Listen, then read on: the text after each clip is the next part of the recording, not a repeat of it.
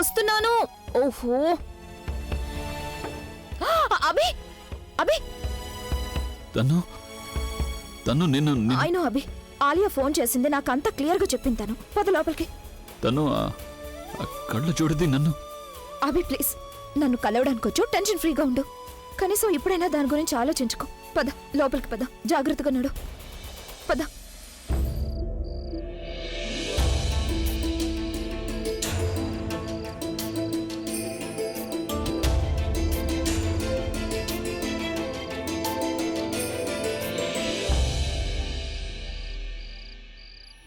ప్రవీణ్, ఏం జరిగింది? ఇంత అర్జెంటుగా నన్ను ఎందుకు పిలిచావు నువ్వు? ప్రజ్ఞావదినా, మీరేడుస్తున్నారా? లేదు, అది కళ్ళల్లో ఏదో పడినట్టుందంతే. ప్రజ్ఞావదినా, అభి ఏమైనా అన్నాడా? ప్రవీణ్, నువ్వు అవన్నీ వదిలేసి ముందు అసలు విషయం ఏమిటో అది చెప్పు. ప్రజ్ఞావదినా, బుల్బుల్ నాతో ఎలా మాట్లాడిందంటే అది నేను బ్రెయిన్ నుంచి తీసేయలేకపోతున్నాను. ప్రవీణ్, నీతో తను అంతగా ఏం మాట్లాడింది? మీరు ముందు కూర్చోండి, ప్లీజ్ కూర్చోండి. ప్రజ్ఞావదినా, ప్రజ్ఞావదినా, ఈ సమస్య మీది అభిది. అభి నా గురించి ఎలా ఆలోచించినా, ఎంత తప్పుగా ఆలోచించినా దానికి నాకు ఎలాంటి బాధ లేదు. కానీ నేను తన గురించి ఎప్పుడు మంచి ఆలోచించేవాణ్ణి, తన గురించి ఆలోచించేవాణ్ణి. ఈ క్షణం నా మనసులో ఉన్న విషయం బయటికి వచ్చిందంటే మాత్రం అప్పుడు మీ ఇద్దరి లైఫ్లు స్పాయిల్ అయిపోతాయి. చూడు ప్రవీణ్, ప్లీజ్ అసలు విషయం ఏమిటో సూటిగా చెప్పు. ప్రజ్ఞావదినా, ఎంఎంఎస్ గురించి. వాస్తవానికి ఆ ఎంఎంఎస్ అబద్ధమే, కానీ there is no truth in it. But ఆలోచించండి, ఒకవేళ ఈ ఎంఎంఎస్ గురించి అందరికీ తెలిసిందంటే మీ ఇద్దరికి ఎంత చెడ్డ పేరు వస్తుంది. కేవలం అప్రతిష్టే కాదు. ప్రజ్ఞావదినా, అభి నాకు చిన్నప్పటి నుంచి తెలుసు. వాడిని అప్పటి నుంచి చూస్తున్నాను. వాడికి ఏమీ లేనప్పటి నుంచి. వాడి ప్రతి పేజ్లో నేనున్నాను, వాడితో పాటు త్రూ అవుట్ ఎవ్రీథింగ్. ఒక సమయంలో అయితే డబ్బుకి ఇప్పుడున్నంత విలువ అప్పుడు లేనే లేదు. మరి ఈ సమయంలో వాడి విషయంలో బంధాలకి ఎలాంటి విలువ లేదు. ఇన్ఫాక్ట్ చెప్పాలంటే డబ్బుకే ఎక్కువ ప్రాముఖ్యం ఇస్తాడు వాడు. అలా ఎందుకయ్యాడంటే ఎందుకంటే తన కుటుంబం మొత్తం ఎన్నో రాత్రుల్లో తిండి తిప్పలేక ఖాళీ కడుపుతో పడుకోవడం చూశాడు. అంతేకాక వాడి మమ్మీ డాడీలు చనిపోవడంతో ఏం చేసినా డబ్బు సంపాదించాలనే కోరిక అదే పిచ్చిగా పట్టింది. ప్రజ్ఞావదినా, వాడు డబ్బుని ఎందుకంత ప్రేమిస్తాడు అంటే వాడు తన కుటుంబాన్ని మళ్ళీ ఆ కండిషన్లో చూడాలనుకోవడం లేదు కాబట్టి. వాడు కోరుకునేదల్లా ఒకటే, వాడి కుటుంబానికి అన్నీ ఇవ్వాలని, దేనికి ఇబ్బంది కలగకూడదని. ఈ ఇల్లు, ఈ డబ్బు, ఈ లగ్జరీ లైఫ్. ప్రజ్ఞావదినా, అభి వీటన్నిటి కోసం చాలా కష్టపడ్డాడు. He's work really hard. ఇక ఇలాంటి టైంలో మీ ఎంఎంఎస్ మార్కెట్లోకి వచ్చిందంటే, అభి వైఫ్ ఎంఎంఎస్ వచ్చిందంటే వాడి ఇమేజ్ ఎంత పాడైపోతుందో తెలుసుగా మీకు. వాడి మొత్తం లైఫ్ నాశనం అయిపోతుంది, మొత్తం కెరియర్ నాశనం అయిపోతుంది. ఎంతమంది వాడికి ఫ్యాన్స్ ఉన్నారో, ఎంత పెద్ద ఫ్యాన్స్ ఉన్నారో, వాడిని ఎంత ప్రేమిస్తారో ఎవరు వాడిని చూడను కూడా చూడరు. అప్పుడు అందరూ తన్ని అసహ్యించుకుంటారు. ఎవరు తన పాటలు వినరు. ప్రజ్ఞావదినా, వాడి కెరియర్ పాడైపోతుంది. ఒకవేళ అదే జరిగిందంటే అభి ఏమైపోతాడు? ఏ పేదరికం నుంచి వాడు ఇంత పెద్దవాడయ్యాడో ఆ పేదరికాన్ని చూసి భయపడతాడు వాడు అక్కడికి తిరిగి వెళ్ళకూడదు ప్రజ్ఞావదినా. ఒకవేళ పొరపాటును కూడా వాడి కుటుంబం మళ్ళీ ఆ స్థితికి వెళ్ళారంటే మాత్రం వాడు ఇంకెప్పటికీ కోలుకోలేడు. అంతా అయిపోయింది. నేను, నా పేరు, నా రెప్యుటేషన్, నా కెరీర్ మొత్తం. నువ్వు కరెక్ట్గా చెప్తున్నావు ప్రవీణ్. ఈ ఎంఎంఎస్ బయటికి వెళ్ళడం వల్ల నాకు జరిగే అవమానం కంటే ఆయనకి ఎంత అవమానం జరుగుతుందంటే తలెత్తుకొని తిరగలేరు. నా గురించి అసలు ఎవరికీ ఏమీ తెలీదు. కానీ ఆయన రాక్ స్టార్ కదా. లేదు ప్రవీణ్, ఈ ఎంఎంఎస్ వల్ల, నా వల్ల ఆయన సంపాదించుకున్న పరువు పోయింది అంటే నన్ను నేను క్షమించుకోలేను. అయితే ప్రవీణ్, నేను అసలు ఏం చెయ్యాలి? ప్రజ్ఞావదినా, ఒక దారుంది. మనం ఈ ఎంఎంఎస్ స్ప్రెడ్ అవ్వకుండా చూడాలి. ప్రజ్ఞావదినా, నా వల్ల సాధ్యపడిందంతా నేను చేస్తాను. మీరింట్లో చూసుకోండి. వీళ్ళందరికీ డైరెక్ట్గా ఈ విషయం చెప్పండి. దానివల్ల ఏ మనిషి అయితే కావాలని ఎంఎంఎస్ చేశారో వాడికి ఈ మాట క్లియర్ కావాలి. ఒకవేళ వాళ్ళకి ఈ విషయం తెలిసిందంటే అభి జీవితం స్పాయిల్ కాకుండా ఇంకో స్టెప్ తీసుకోకుండా ఉంటారు. ఎందుకంటే వాళ్ళు మీ లైఫ్ని స్పాయిల్ చేయాలనుకుంటున్నారు, అభిది కాదు.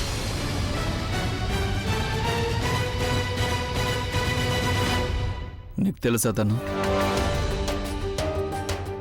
ముందు అది నన్ను మోసం చేసింది, తర్వాత నన్ను దెబ్బతీసింది. నేను దాన్ని నా లైఫ్లోంచి తీసేయాలనుకుంటున్నాను. ఇంకా కళ్ళజోడు నీ గదిలోంచి నిన్న గంటేసింది. ఇది నీకెలా తెలుసు? అభి, ఇప్పటికీ ఈ సంగతి నువ్వు 100 సార్లు చెప్పావు. అభి, నువ్వెందుకు అంతగా ఆలోచిస్తున్నావు దాని గురించి? తనకంత అర్హత లేదు. నువ్వు దాని గురించి మాట్లాడుకు అసలు. అయినా కూడా ఇప్పుడంతా క్లియర్ అయిపోయిందిగా, ఆ ఎంఎంఎస్ దాందేనని. తను ఆ ప్రూఫ్ కూడా తీసుకురాలేకపోయింది.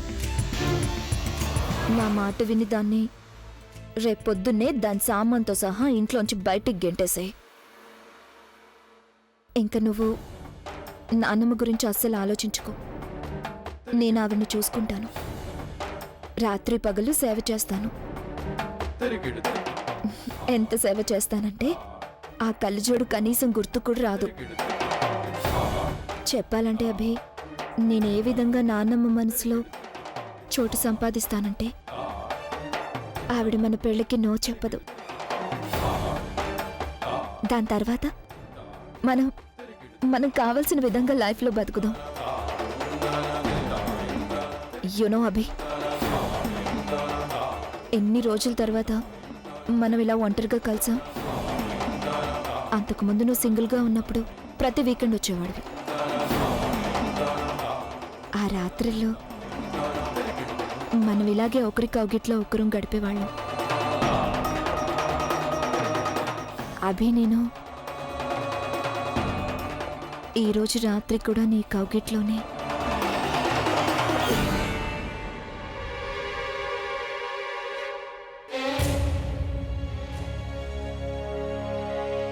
అభి, అభి,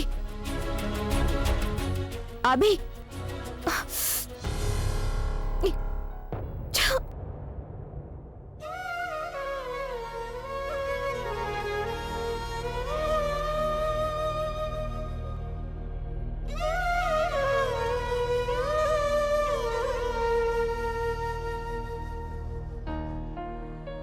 అసలు ఎందుకు ఇలా జరిగింది?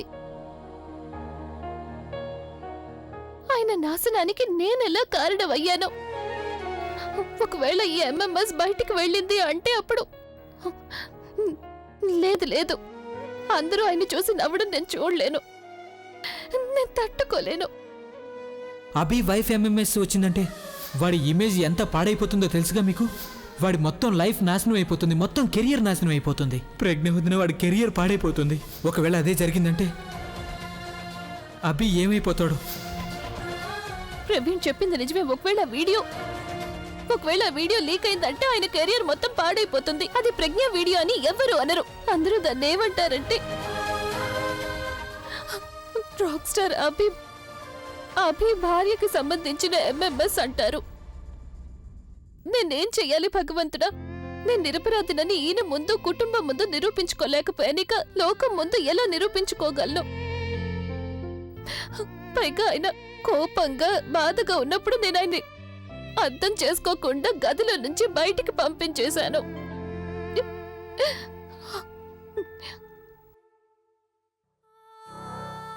నా దగ్గర టైం లేదు.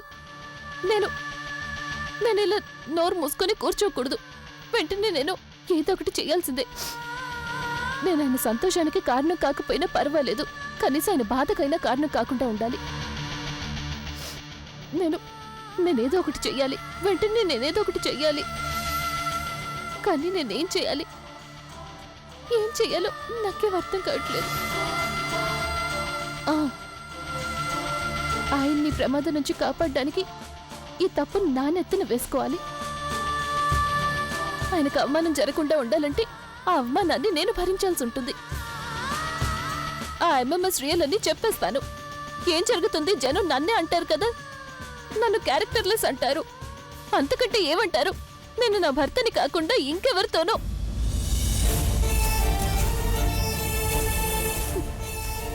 లేదు. దీనివల్ల కూడా ఆయన పరువే పోతుంది. అందరూ ఇలాగే అంటారు. నేను ఆయనతో సుఖంగా లేను కాబట్టి ఇంకెవరితోనో నేను ఏం చెయ్యాలి? నేనేదో ఒకటి చెయ్యకపోతే ఆయన కెరియర్, ఆయన జీవితం అంతా నాశనం అయిపోతుంది.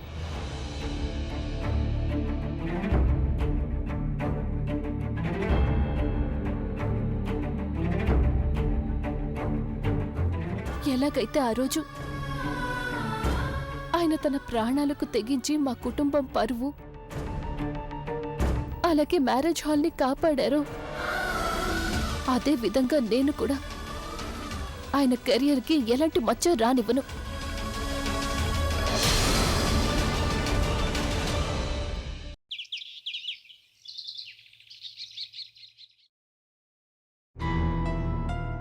అభి అభి ఈ భూతద్దాల వాడు ఎక్కడికి వస్తున్నాడు ఇప్పుడు? ఆ, అరే ఎక్కడికలా లోపలికి వచ్చేస్తున్నావు? ఎంత గొప్పగా వస్తున్నావంటే ఏదో పెద్ద గొప్ప ఘనకార్యం చేసిన వాళ్ళ వచ్చేస్తున్నావు. దానికేదో నీకు అవార్డు ఇస్తున్నట్టు. నీకు అసలు సిగ్గు శరం ఏమైనా ఉన్నాయా? లేదా ఇంత సిగ్గు లేకుండా వస్తున్నా? వెళ్ళి ఎక్కడి నుంచే. చూడండి, మీకు కూడా తెలుసు నేనేం చేయలేదని. ఇదే సంగతి నేను అభికి చెప్పడానికి వచ్చాను. ఎక్కడున్నాడు అభి? తను నేను కలవాలి. అభిని కలవడానికి వీల్లేదు. ఎందుకు? ఆ సంగతి నాకు తెలియదు. అభి నువ్వు కలవడానికి వీల్లేదు. అయితే సరే, నేను ప్రజ్ఞని కలుస్తాను. అరే నాకు తెలుసు తను బాధలో ఉంది. ఆ బాధ కారణం కూడా నేనే. ఇదేంటి రౌడీలా మా ఇంట్లో? వాచ్మెన్ వాళ్ళు సెలవులో ఉన్నాడంటే దాని అర్థం ఇలా మీరు పైకి వెళ్ళిపోమని కాదు. అరే రానివ్వు వైశాలి వదినా.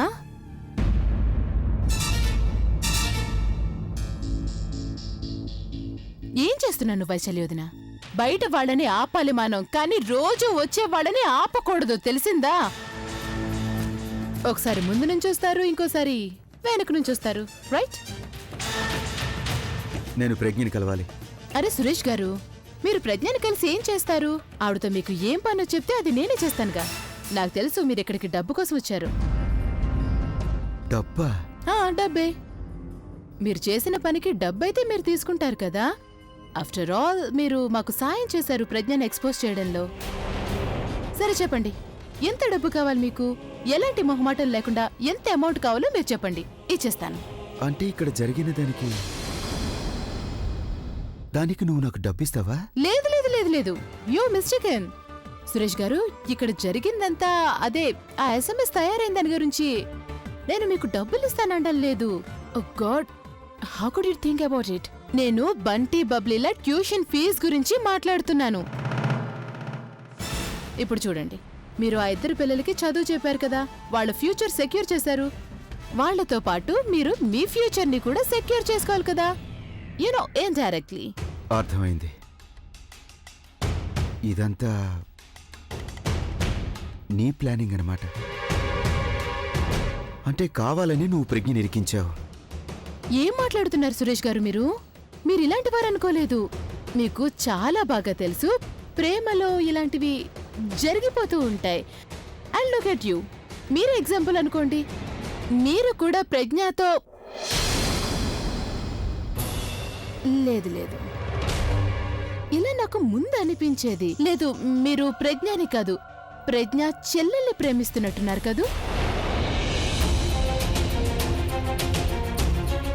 అందుకే మీరు ప్రతిసారి ప్రజ్ఞకి సహాయం చేస్తారు. నేను ప్రజ్ఞని అసహ్యించుకుంటాను. ఎందుకు? ఎందుకంటే తన చెల్లెలు బుల్బుల్ నేను ప్రేమించే ప్రవీణ్ని లాక్కుపోయింది కనుక. అందుకే ద్వేషం అన్నది సరైందే కదా. అండ్ సురేష్ గారు, నేను ఒకటే నమ్మకంతో ఉన్నానండి, మీరు నా బాధని అర్థం చేసుకోగలుగుతారు. ఎందుకంటే మీరు కూడా మీరు ప్రేమించే వారిని పోగొట్టుకున్నారుగా, జస్ట్ లైక్ మీ. మరి హృదయం పగిలితే ఎంత బాధ ఉంటుందో అది మీకు కూడా తెలుసు, రైట్? ఏమైంది? మీరిప్పుడు ప్రజ్ఞని కలవరా ఏంటి?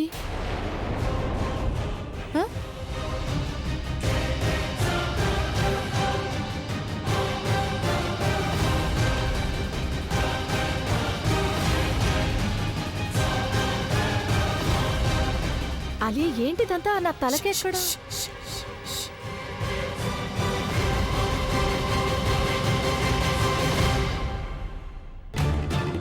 వీడు బుల్బుల్ని ప్రేమిస్తాడు. ఈ మాటని ఎలా వాడుకోవాలి? ఎలా వాడుకోవాలంటే దానివల్ల ప్రవీణ్ మళ్ళీ నా దగ్గరికి వచ్చేయాలి.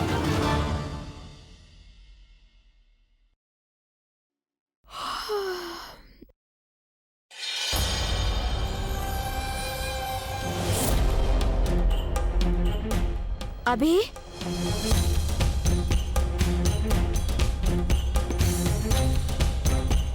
అభి ఎక్కడికి వెళ్ళిపోయాడు? అక్క, నువ్వెందుకు చెప్పలేదు? నీ మీద ఫేక్ ఎంఎంఎస్ ఎవరు తయారు చేశారో నువ్వు చూసావు కదా. నువ్వు అప్పుడైనా బావగారికి పేరు చెప్పాల్సిందే. లాభం లేదు బుల్బుల్. ఆయనకి నేనేం చెప్పినా ఉపయోగం ఉండదు. మిగతా విషయాల్లో ఆయన నమ్మినా నమ్మకపోయినా ఇది మాత్రం ఎప్పటికీ నమ్మరు. ఎందుకు? ఆయనకు ఆ ఇంట్లో ఎవరి మీద అందరికన్నా ఎక్కువ నమ్మకం ఉంది? తన్ను తను అంటే ఇదంతా తను చేసిందా? తను నేను వదిలిపెట్టను చూడు. నువ్వు ఆ తను పేరు చెప్పుండాల్సిందక్క. అక్క, నువ్వు దేని గురించి భయపడుతున్నావు? సర్లే, అర్థమైంది. ఒకవేళ నువ్వు తను నిజాన్ని బయట పెడితే నువ్వు బావగారిని ప్రేమిస్తున్నా అన్న విషయం బయట పెడుతుందని చెప్పలేదు కదా. కానీ అక్క, నువ్వేం టెన్షన్ పడకు. ఆ తను చేసిన పని నేను బయట పడేలా చేస్తాను. బుల్బుల్ ప్లీజ్, నువ్వు అసలు ఏమీ చేయకూడదు. ఎందుకు చేయదు? నేను తప్పకుండా చేస్తాను. దాని నిజ స్వరూపం అందరి ముందు బయట పెట్టాలి. అక్క, నువ్వు చూస్తుండు, నేనేం చేస్తాను. బుల్బుల్ ఇప్పుడు చాలా లేట్ అయిపోయింది. లేట్ అయిందా? నిన్నటి వరకు ఒక్కో క్షణం నీకు చాలా విలువైంది, ఒక్కో నిమిషం చాలా ఇంపార్టెంట్ అయినప్పుడు ఇప్పుడు లేట్ అయింది అంటున్నావా? ఇంతకీ నువ్వేం ఆలోచిస్తున్నావు అక్క? ఏదో ఉంది బుల్బుల్, కానీ నేను ఆయనకి తప్ప ఇంకెవ్వరికీ చెప్పలేను.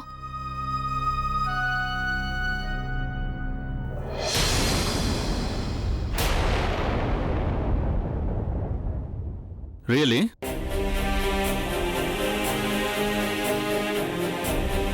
ఇవాల్టి వరకు నా దగ్గర ప్రతి విషయం దాచిపెడుతూ వచ్చావు. మరి ఇవాళ అటువంటి విషయం ఏముంది? కేవలం నాతోనే చెప్పాలనుకునేది? నేను నీకు తర్వాత ఫోన్ చేస్తాను. బాయ్. లేదక్క, ప్లీజ్, నువ్వు నా మాట విను. హలో అక్క, అక్క, అసలు అక్క ఆలోచన ఏంటి? తను ఏం చేయబోతుంది? చెప్పు, ఏం చెప్పాలనుకుంటున్నావు నువ్వు నాకు? చూడు, ఒకవేళ ఇది మళ్ళీ ఏదో ఒక కథ అయితే మాత్రం నాకు వినాలని ఇంట్రెస్ట్ లేదు. నాకు మీ నుంచి డివోర్స్ కావాలి.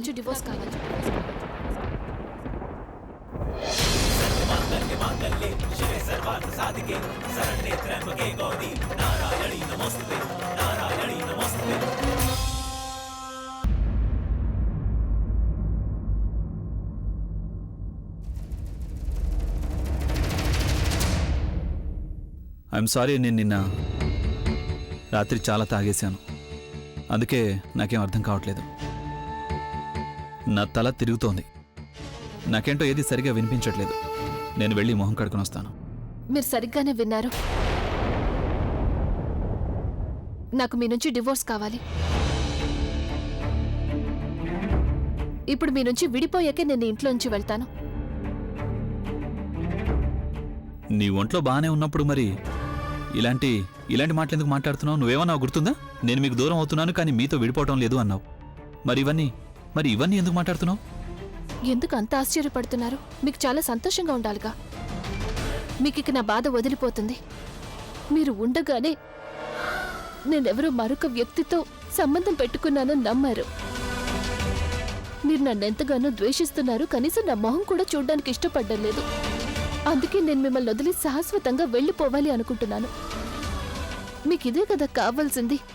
ఈ మాట విని మీరు సంతోషించాలి. మరెందుకు అలా అయిపోయారు? గాబరా కాదు, నేను సంతోషంతో పిచ్చివాడిని అయిపోతున్నాను. కొంపదీసి ఎగిరిపోతానో ఏమో. ఆనందంతో ఎక్కడికి వెళ్ళిపోతున్నాను. డాన్స్ కూడా చేస్తున్నాను. ఇదిగో చూడు. యునో ఎంత పెద్ద సంతోషకరమైన వార్త చెప్పావో తెలుసా నువ్వు?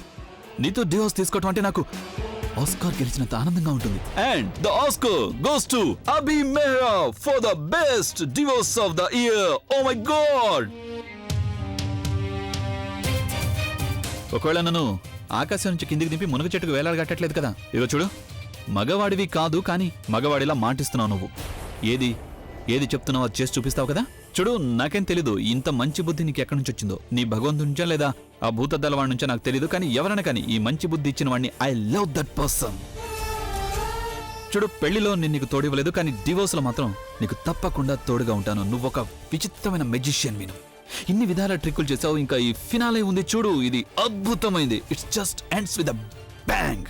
నాకు అర్థం కావట్లేదు సంతోషంలో ఏం చేయాలో. Oh my god, I love you so much. నాకు నేను ముద్దు పెట్టుకోవాలనిపిస్తుంది. How can I kiss you? మన ఇద్దరికి డివోర్స్ కాబోతుంది కదా, ఇలాంటి ఇంత ముందే చేయాల్సింది. కానీ చెప్తున్నాను, మనం ఎంతో హ్యాపీగా ఉన్నామంటే ఫస్ట్ మనం move and then shake. You know what, ఈరోజు నేనే నీకోసం బ్రేక్ఫాస్ట్ తయారు చేస్తాను. చెప్పు, నువ్వేం తింటావు? ఎంత మొండిది, ఈరోజు తనే బ్రేక్ఫాస్ట్ చేస్తానని అంటుంది. So sweet. దట్స్ వై నానమ్మ లవ్స్ హర్.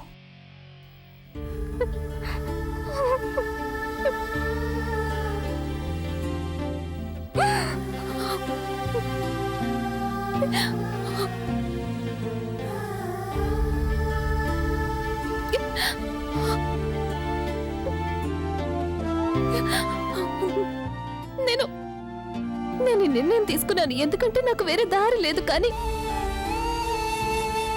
ఆయన ఒక్కసారైనా నన్ను ఆపడానికి ప్రయత్నించుండొచ్చు. జీవితంలో ఎప్పుడు కూడా ఆయన నా మాట వినలేదు. ఈ రోజు ఒక్కసారి చెప్పగానే ఒప్పేసుకున్నారు. కోపం వస్తే నన్ను కొట్టినా బాగుండేది. ఇష్టం లేకపోయినా నేను ఆయన భార్యని కాబట్టి, అలవాటైపోయింది కాబట్టి వెళ్ళొద్దని చెప్తారనుకున్నాను. కానీ ఆయనకి దీనివల్ల ఎలాంటి నష్టమూ లేదు.